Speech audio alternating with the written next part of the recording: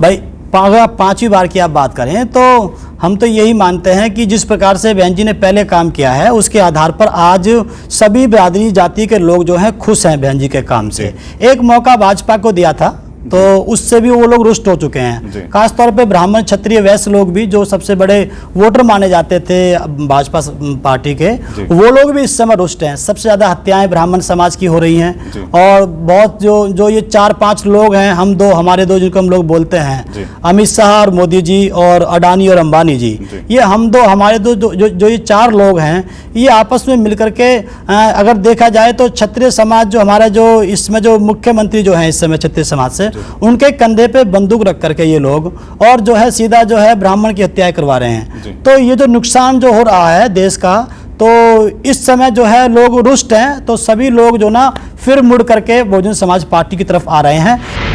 हमारे साथ हैं डॉक्टर जयप्रकाश, जो किसी नाम और तारीफ के मोहताज नहीं है। स्वागत है सर आपका हमारे चैनल। Thank you sir. जी जयप्रकाश जी, आपका एक नारा बड़ा तेजी से आप लेके चल रहे हैं और पता चल रहा है कि 403 विधानसभाओं के अंदर अब की बार बसपा सरकार, 5वीं बार बसपा सरकार का नारा को लेके आप पूरे उत्तर प्रदेश में भ्रमण करने के मूड में हैं। तो क्या किस नज़र से देखते हैं कि आपने तो बहन जी के अभी इलेक्शन भी नहीं हुए और उससे पहले आपने 5वीं बार बसपा सरकार बना दी? देखिए सर, साहब कांसीराम जी कहते थे कि हमको तैयारी जो है बहुत शुरू से ही अपनी चालू कर देनी चाहिए जी। तो इसलिए अभी इलेक्शन चल रहा है, ये इसका प्रधानी का और जिला पंचायत सदस्य का जी। तो जैसे ये समाप्त होगा जी, तो उसके तुरंत बाद जो है सारी पार्टियां जो हैं वो विधानसभा उत्तर प्रदेश के लिए अपनी तैयारी शुरू कर देंगी। तो उसी के तहत हम लोग भी जो है पूरे उत्तर प्रदेश की 403 विधानसभाओं में 403 दिन का कार्यक्रम हम लोग रखेंगे, जिसके अंदर हम लोग सामाजिक परिवर्तन एवं आर्थिक मुक्ति आंदोलन के तहत सर्वजन हिताय एवं सर्वजन सुखाय पर आधारित 5वीं बार बसपा सरकार बनाने हेतु कांसीराम विचार यात्रा हम लोग चलाएंगे। इस यात्रा का नाम रहेगा कांसीराम विचार यात्रा। इसका उद्देश्य रहेगा 5वीं बार बसपा सरकार। और इस काम को हम लोग, जैसे हमने पहले भी बताया अपनी बात में, कि सामाजिक परिवर्तन आर्थिक मुक्ति आंदोलन समय जो साहब कांसीराम का समय था उसी समय से हम लोग उठाएंगे। और जो माननीय बहन जी ने जो इसमें जो एडिट किया है, जो जोड़ा है सर्वजन हिताय सर्वजन सुखाय, उसको हम लोग इसके साथ जोड़ेंगे। और 5वीं बार बसपा सरकार हम लोग बनाने के लिए 5वीं बार हमने इसलिए वर्ड यूज किया है, इसमें 2 बात निहित हैं। नंबर 1 4 बार बन चुकी है और नंबर 2 इस दुनिया में किसी भी देश में 5 बार ना तो कोई मुख्यमंत्री बना है, ना कोई प्रधानमंत्री बना है, ना कोई राष्ट्रपति बना है। तो ये मैसेज जाएगा पूरे वर्ल्ड के अंदर कि इस रिकॉर्ड को तोड़ने वाली आदरणीय बहन जी हैं जी। आप मान्यवर साहब काशीराम की बात करते हैं, माननीय साहब के पद चिन्हों पे चलते हैं और उनके प्रचार प्रसार में भी लगे रहते हैं, लेकिन मान्यवर साहब का कहीं ना कहीं और भी पार्टी और भी संगठन लोग चेहरे को इस्तेमाल करते हैं। क्या उस तरीके से वह सही है या गलत है, वह बताएं। कौन सही कर रहा है, कौन गलत कर रहा है? कहते हैं कि बाबा साहब मान्यवर काशीराम साहब के पद चिन्हों पे हम लोग चल रहे हैं, क्या कहना चाहेंगे? देखिए, अगर हम देखें तो साहब कांसीराम जी की पार्टी जो है पॉलिटिकल पार्टी, वो बहुजन समाज पार्टी है। ये ऐसे ही है जैसे बहुत से लोगों ने जो शुरू में साहब कांसीराम का विरोध किया जीते जी, और लेकिन जब वो चले गए इस दुनिया से साहब जो है अपना विचार छोड़ करके, उसके बाद उन लोगों ने फिर कहा कि हम भी साहब के अनुयायी हैं। तो मेरा ऐसा मानना है जो बहुजन समाज पार्टी के पक्ष में खड़ा है वो ही इस समय मान्यवर साहब कांसीराम जी का सच्चा अनुयायी है। इसके अलावा जो है वो सारे के सारे नुकसान पहुंचाने का काम करेंगे बहुजन समाज पार्टी को, तो वो सच्चे अनुयायी नहीं हो सकते मेरे। जैसे साहब कांसीराम ने जब काम शुरू किया था आरपीआई के बाद में, तो उसमें एक मैसेज दिया था कि अगर आपको लगता है कि जब भी आपको लगता है कि मैं आगे जाकर के अगर आपके मूवमेंट को मैं गति देता हूं, तो तब आप मुझे स्वीकार कर लेना। अगर लगता है कि मैं मूवमेंट को नुकसान दूंगा, तो आप मुझे तब तक स्वीकार चाहे मत करना। जैसे बहुत से लोग कहते हैं कि भाई हम भी साहब कांसीराम जी के पद चिन्हों पर चलने वाले हैं, तो उसका रास्ता या इस बात को जो तय जो है, इसको जो तय है, ये भविष्य करेगा कि इसमें से कौन सही अनुयायी है। बहुत से लोग दावा पेश करेंगे, लेकिन सच्चे अनुयायी का पता जो है कुछ दिन बाद पता चल पाएगा। बहन जी ने आकाश आनंद को जिम्मेवारी दी है, उसको किस नज़र से आप देखते हैं? देखिए, ये बहन जी का अपना स्टाइल है काम करने का।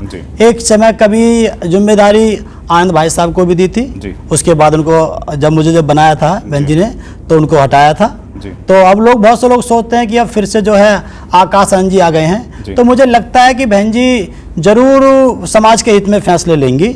इस बारे में अभी हम कुछ नहीं कह सकते, ये बहन जी का स्टाइल है काम करने का। जी, आपको लगता है कि वह यूथ चेहरे हैं और यूथ को पकड़ बना पाएंगे या नहीं बना पाएंगे?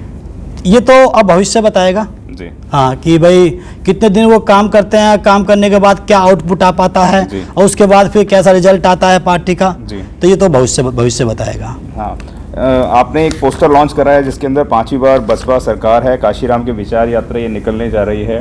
मैं आपसे जानना चाहूँगा, आपने एक बार यात्रा और निकाली थी लेकिन आपके ऊपर FIR दर्ज हो गई थी, तो इस बार क्या है कि मतलब आपको कहीं ना कहीं अंदर खाने बहन जी का आदेश है, अनुदेश है, क्या कहना चाहेंगे उस पर? देखिए, बहन जी का कोई आदेश तो हमारे पास नहीं है जी। लेकिन हमने पहले महसूस किया था कि जो FIR जो दर्ज हुई थी जी, तो उसमें जो है कुछ बाहर के लोगों का कुछ इन्वॉल्वमेंट था जी।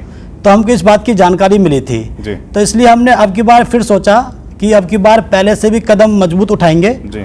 और अब की बार पहले हम लोगों ने इनोवा को रथ के रूप में सजाया था, अब की बार हमने वैनिटी बस को सजाया है। तो वो उससे भी बड़ी चीज हम लोग लेकर के जाएंगे, क्योंकि हमको मालूम है कि केजरीवाल जी भी आएंगे और भी पार्टी आएंगी, तो वो कहीं ना कहीं नुकसान पहुंचाने का प्रयास करेंगी। तो उनको टक्कर देने के लिए हम लोगों ने बड़ी चीज निकाली है। और रही बात ये उसकी FIR की, तो FIR जब ऐसा, मुझे अब की बार संभावना ऐसी लगती नहीं है कि ऐसा होगा। जब होगा तो फिर तो उस समय देखा जाएगा। जयप्रकाश जी, आपने गले में पटका डाल रखा है बसपा का और आपने एक कसम भी खाई है कि मेरे अंतिम सांस तक ये पटका उतरेगा नहीं, तो कहाँ तक सही है? मतलब बहन जी के कोई भी साथी या कोई भी पार्टी कोई भी आपके ऊपर FIR करे तो आप पटका उतारेंगे या नहीं उतारेंगे, या मार्गदर्शन बदल सकते हैं? देखिए, हम बिल्कुल अपना रास्ता नहीं बदलेंगे, क्योंकि बहुजन समाज पार्टी एक पॉलिटिकल पार्टी से पहले एक सामाजिक परिवर्तन का आंदोलन है।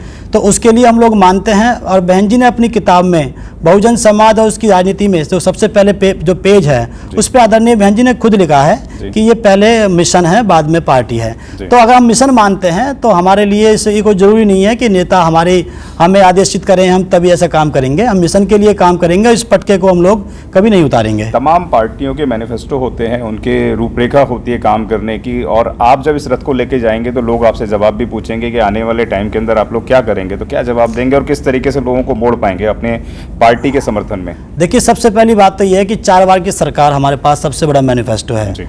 नंबर 2 जो है, आदरणीय बहन जी खुद कहती रहती हैं कि जो भारत का संविधान है वो हमारा मैनिफेस्टो है। और जिस देश के पास अच्छा संविधान हो, वर्ल्ड का सबसे अच्छा लोकतंत्रात्मक संविधान हो, उसको मैनिफेस्टो की कोई खास जरूरत नहीं है। मैनिफेस्टो का मतलब तो है कहीं ना कहीं गोलमोल की बात की जा रही है, वरना अगर आप संविधान को लागू करते हैं तो आपको नए नए मैनिफेस्टो तो उसके सब पार्ट्स होते हैं, संविधान के सब पार्ट्स होते हैं। किसी भी देश का मैनिफेस्टो तो वास्तव में संविधान ही होता है। तो हम लोग संविधान के बारे में बताएंगे, और पूर्व में जो 4 बार की सरकार में आदरणीय बहन जी ने जो काम किया है उसके बारे में हम लोग जिक्र करेंगे। जी, मैंने आपसे आकाश आनंद का सवाल पूछा तो आपने कहा कि बहन जी का ये स्टाइल है, आपने बड़े अंदाज से बोला। तो क्या लगता है, जो तमाम आज बहुजन समाज के लोग बोलते हैं कि बहन जी बूढ़ी हो गई हैं, प्रॉपर काम नहीं कर पाती हैं, डिजिटल माध्यम से नहीं जुड़ी हैं, तमाम आरोप उनके ऊपर लगते रहते हैं, तो क्या लगता है जो 5वीं बार की सरकार के अंदर लोग किस तरीके से देखेंगे इस पार्टी को? भाई, अगर आप 5वीं बार की आप बात करें तो हम तो यही मानते हैं कि जिस प्रकार से बहन जी ने पहले काम किया है उसके आधार पर आज सभी बिरादरी जाति के लोग जो हैं खुश हैं बहन जी के काम से। एक मौका भाजपा को दिया था तो उससे भी वो लोग रुष्ट हो चुके हैं। खासतौर पे ब्राह्मण क्षत्रिय वैश्य लोग भी, जो सबसे बड़े वोटर माने जाते थे भाजपा पार्टी के, वो लोग भी इस समय रुष्ट हैं। सबसे ज़्यादा हत्याएं ब्राह्मण समाज की हो रही हैं, और बहुत जो ये 4-5 लोग हैं, हमारे दो जिनको हम लोग बोलते हैं, अमित शाह और मोदी जी और अडानी और अंबानी जी, ये हमारे दो जो ये 4 लोग हैं, ये आपस में मिलकर के अगर देखा जाए तो क्षत्रिय समाज जो हमारा जो इसमें जो मुख्यमंत्री जो है इस समय क्षत्रिय समाज से, उनके कंधे पे बंदूक रख करके ये लोग और जो है सीधा जो है ब्राह्मण की हत्याएं करवा रहे हैं। तो ये जो नुकसान जो हो रहा है देश का, तो इस समय जो है लोग रुष्ट हैं। तो सभी लोग जो ना फिर मुड़ करके बहुजन समाज पार्टी की तरफ आ रहे हैं। तो हमने सोचा जब सभी समाज के लोग बीएसपी की तरफ आ रहे हैं तो हम भी इसमें अपना कुछ काम कर पाएँ, इसलिए हमारा ये प्रोग्राम है। ये धन्यवाद आपका। Thank you. अगर आपने अभी तक हमारा चैनल सब्सक्राइब नहीं किया है तो सब्सक्राइब करें और घंटी का बटन बिल्कुल भी दबाना ना भूलें, ताकि सभी लेटेस्ट खबरें पहुंच सकें आप पे सबसे पहले।